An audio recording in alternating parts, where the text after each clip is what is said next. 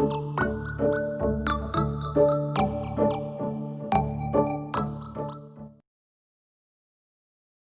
good morning students. আমি last class to mole concept percentage composition of বিষয়ে discuss কৰি লৈছিলো। আজি আমাৰ discussion topic হ'ল empirical formula, molecular formula, okay, stoichiometry আৰু limiting reagent ৰ বিষয়ে আমি আজি discuss কৰিম। Okay, so let's start with empirical formula and molecular formula. So এতিয়া molecular formula ৰ বিষয়ে আগতেও আমি অলপমান discuss কৰিছিলো, অলপমান idea এটা আছে তোমালোকৰ। What is molecular formula? Molecular formula represents the exact number of each elements present in a molecule. মানে কি কৈছে ধৰা এটা কম্পাউন্ড আছে তাৰ ভিতৰত মলিকিউল আছে and এই মলিকিউল এটা মলিকিউলৰ ইউনিটত কিমানটা এলিমেন্টস কিমানটা কোয়ান্টিটিত আছে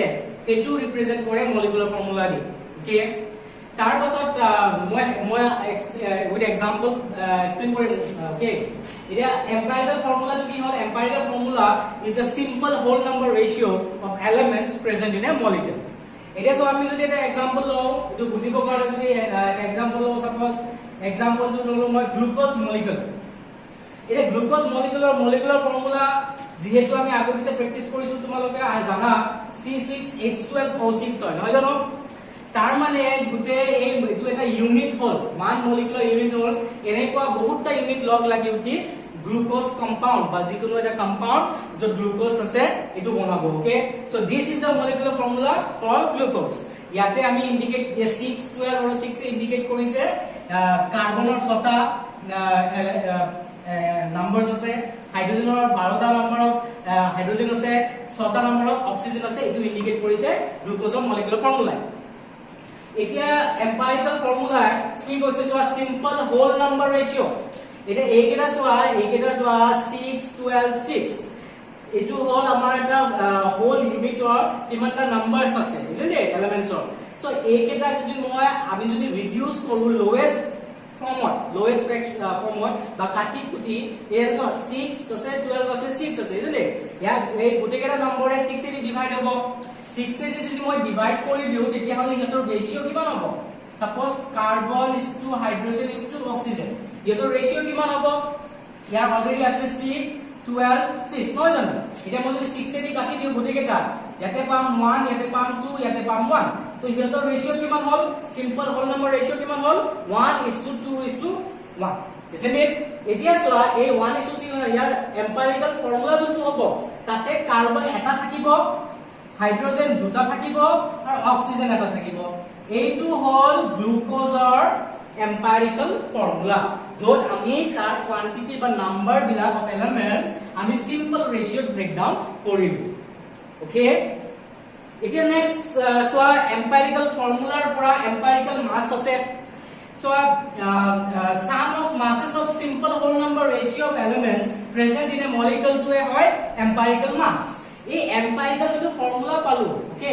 by reducing this glucose molecule into simple ratio আমি যেটো ফর্মুলা পালো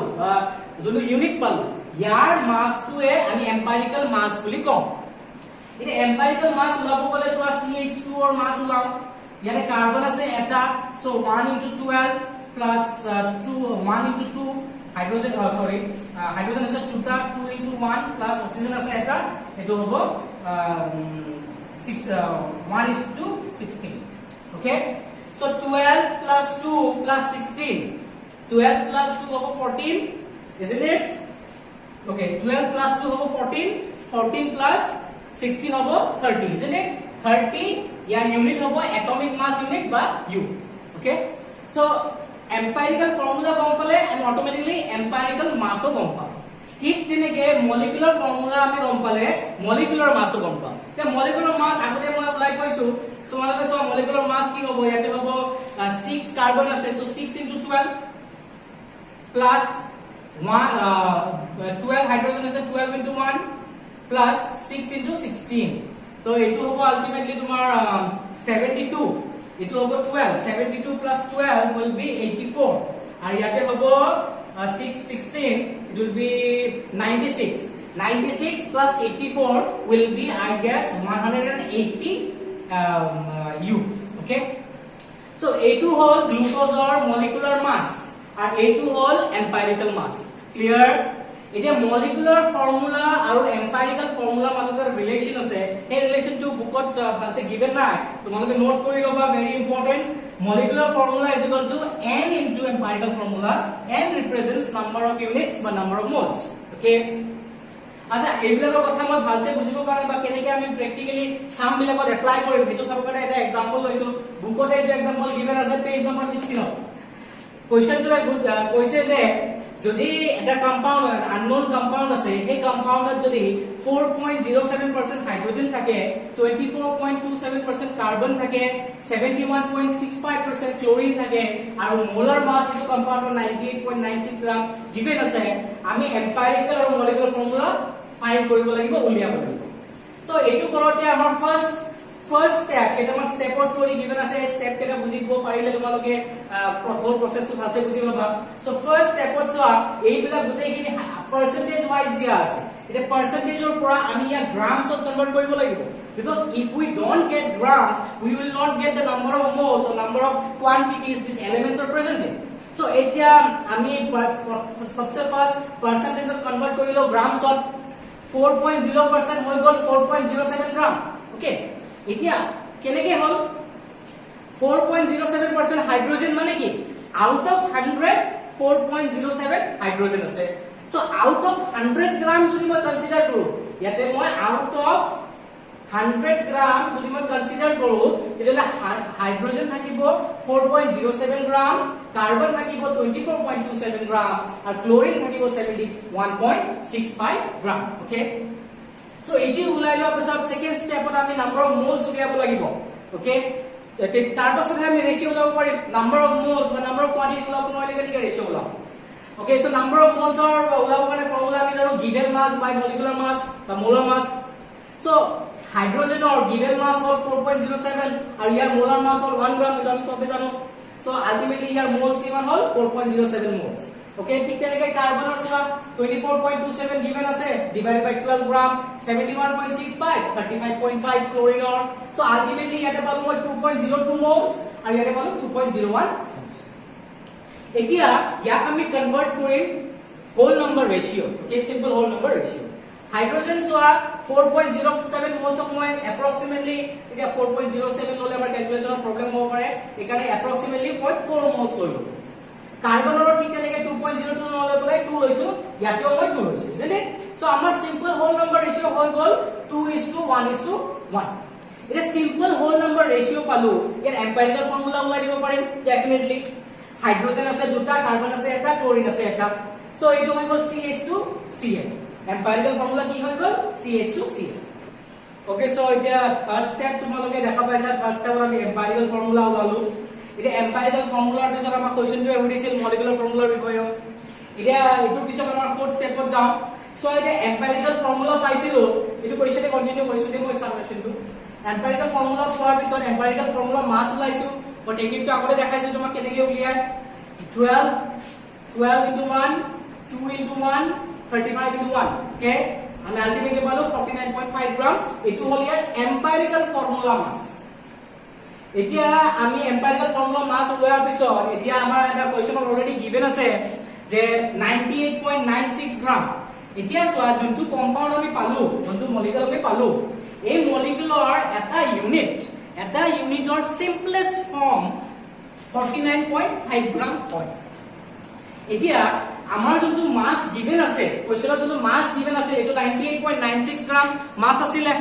এটা এই মাসত কিমান কিনি ইউনিট সোমাই আছে বা কিমান কিনি মোলস সোমাই আছে সেইটো উলিয়াব লাগিব আমি যদি মলিকুলাৰ ফৰ্মুলা উলাব লাগে আমি এইটো ৰিলেচন গম পাও মলিকুলাৰ ফৰ্মুলা এটাটো n * এম্পিৰিকেল ফৰ্মুলা এটা এম্পিৰিকেল ফৰ্মুলা অলৰেডি পালোৱে আমি এতিয়া আমাক লাগে মলিকুলাৰ ফৰ্মুলা সো n উলাব লাগে n মানে কি নাম্বার অফ ইউনিটস বা number of moles of this molecule okay so n is equal to formula ka hobo molar mass which is given divided by empirical formula mass so 98.96 divided by 49.5 so ultimately পালো আমি calculate কৰি পেলাই 2 n ৰ value কিমান পালো 2 units বা 2 moles বুলি ক'ব পাৰো এটা এটুকে আমি যেহেতু মলিকুলাৰ ফৰ্মুলা উলিয়াব লাগে আমি এটুকে ইয়াতে পুট কৰি দিও molecular formula equal to 2 into empirical formula already আমি পাই গৈছো CH2Cl আৰু এইটো টু মাল্টিপ্লাই হৈ গল কাৰ্বন দুটা বনি গল হাইড্ৰোজেন চাৰিটা বনি গল ক্লোৰিন দুটা বনি গল সো আলটিমেটলি যোনটো আমাক মলিকুল গিভেন আছিলে আননোন কম্পাউণ্ডৰ যোনটো মলিকুল আছিল হেতুৰ ৰিপ্ৰেজেন্টেশন বা মলিকুলাৰ ফৰ্মুলা হল C2H4Cl2 okay hopefully তোমালোকে বুজি পাইছা সো এইটো প্ৰসেস বা এইটো কনসেপ্ট ইউজ কৰি পেলাই তোমালোকে এইটো কোৱেশ্চন তোমালোকক ক্লাস 4 হিচাপে দিলে তোমালোকে ট্ৰাই কৰিবা determine question number this is a determine empirical formula and molecular formula of an oxide of iron having iron কিমান percent 69.9% আর oxygen কিমান আছে 30.1% so percentage composition দিয়া আছে আৰু তোমাক empirical formula আৰু molecular formula উলিয়া পৰিছে ওকে তোমালোকে এইটো process যেটো step 1 ৰ পৰা step 4 লৈকে দেখালো এইটো process ইউজ কৰি পেলাই ট্ৰাই কৰিবা okay In the next topic, stoichiometry. Okay, stoichiometry is here. Stoichiometry helps us to measure the number of moles or molecules or particles or masses of reactants and products, etc. in a balanced chemical. Okay, in a balanced chemical reaction. Stoichiometry আমাক help কৰে কিমানটা units বা কিমানটা moles of ৰিঅ্যাক্ট্যান্ট আছে কিমানটা units of প্ৰোডাক্টস আছে কিমানটা প্ৰোডাক্টস বা ৰিঅ্যাক্ট্যান্টৰ মাসেস কিমান হ'ব বা নাম্বাৰ অফ পাৰ্টিকলস কিমান হ'ব এইবিলাক উলিয়াওতে বা এইবিলাক মেজাৰ কৰোতে এটা কেমিক্যাল ৰিঅ্যাকশনৰ এটা balanced chemical reaction not unbalanced okay balanced chemical ৰিঅ্যাকশনৰ এই উলাওতে stoichiometry হেল্প কৰে কেনেকে কৰে কি কৰে চাও আহা মই এটা এক্সাম্পল লৈছো methane gas plus oxygen gives us carbon dioxide আৰু ওয়াটাৰ তোমালোকে সোৱা এইটো ৰিঅ্যাকশন কেমিক্যাল ৰিঅ্যাকশন ব্যালেন্স হয় না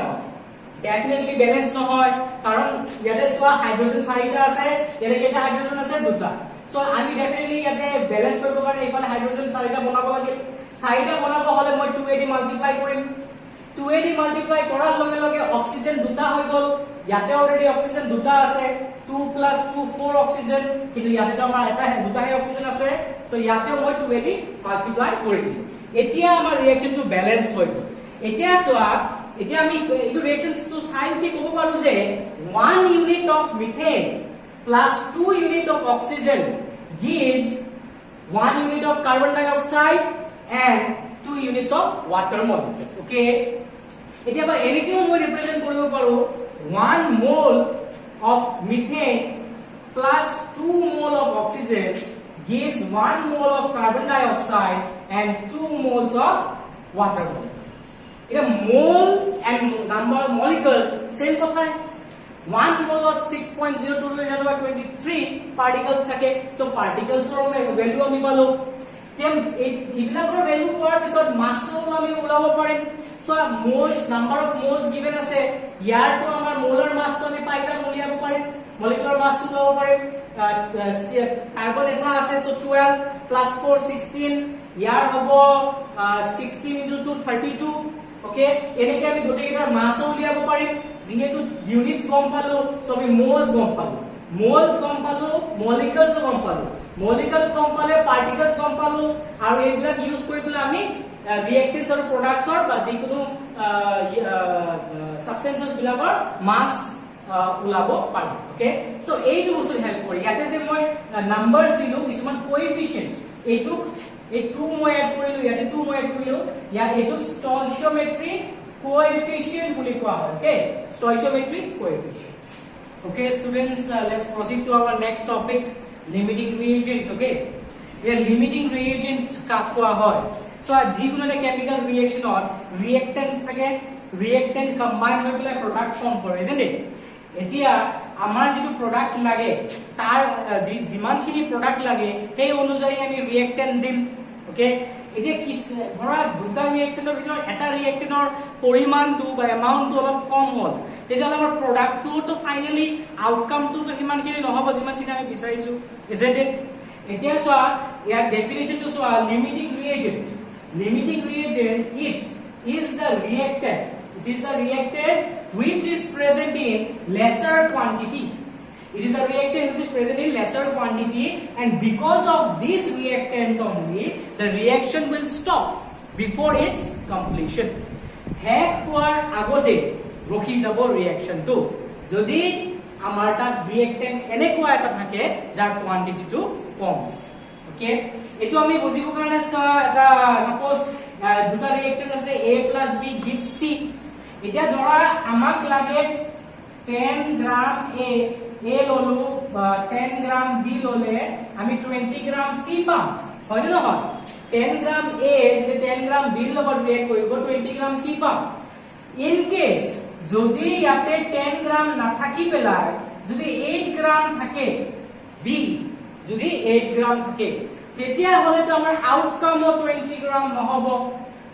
এই ৰিঅ্যাকশনটো এই ইয়াৰে যোনটো 10 গ্ৰাম অফ A আছে ইটো কমপ্লিটলি ৰিঅ্যাক্ট হ'ব নোৱাৰিব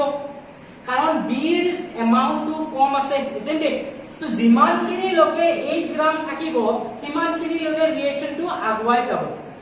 বাকি যেতিয়া 8 গ্রাম অফ B হেক হৈ গল কনজিউম হৈ গল এই বাকি তাৰ পিছত ৰিঅ্যাকশনটো বন্ধ হৈ যাব ৰিঅ্যাকশনটো আৰু হেকলৈকে নাযায় বা কমপ্লিট নহয় আউটকাম আমি নাপাম ওকে So, এনেকুৱা টাইপৰ ৰিঅ্যাকটেন্ট বিলাকক আমি লিমিটিং ৰিএজেন্ট বুলি কওঁ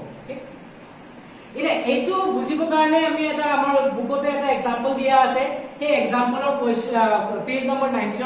আছে প্ৰবলেমটো এইটো আমি সলভ কৰিব চেষ্টা কৰো তোমালোকে ভালছে বুজি পাবা ওকে এটা কোৱেশ্চনটো মই লিখা নাই ভালছে মই জাস্ট ওপৰে লিখি দিছো বুকত চাই ল'ব পাৰিবা তোমালোকে এনসিইআৰটি বুক পেজ নম্বৰ 19 ত আছে ওকে এতিয়া সব কোৱেশ্চনটোৱে সুধিছে যে আমাৰ তাত যদি 50 কিলোগ্ৰাম নাইট্ৰজেন থাকে আৰু 10 কিলোগ্ৰাম হাইড্ৰজেন থাকে আমি এমোনিয়া প্ৰডিউস কৰি আছো suppose nitrogen is reacting with hydrogen and giving us ammonia তেতিয়া হলে কিমানখিনি এমোনিয়া প্ৰডিউস হ'ব এটো উলিয়াব লাগে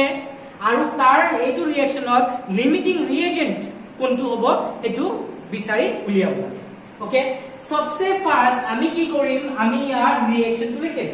কেমিক্যাল ৰিঅ্যাকশনটো লিখিম এই chemical reaction N2 H2 gives 2NH3 balance কৰিলো 3H2 and 2NH3